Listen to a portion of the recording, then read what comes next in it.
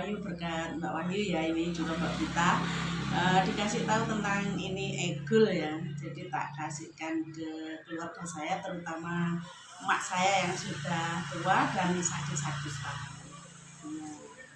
usia 97. Nah itu sudah sakit-sakitan, batuk yang ini. Nah sama Mbak Wahyu dikenalkan egul karena egul mengandung susu kambing ya, etawa.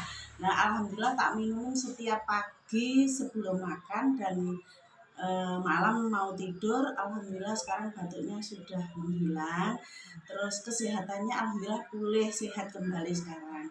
Jadi sudah nggak pergi ke dokter lagi. Alhamdulillah dikenakan dengan egul, sekarang keluarga saya jadi sehat semua.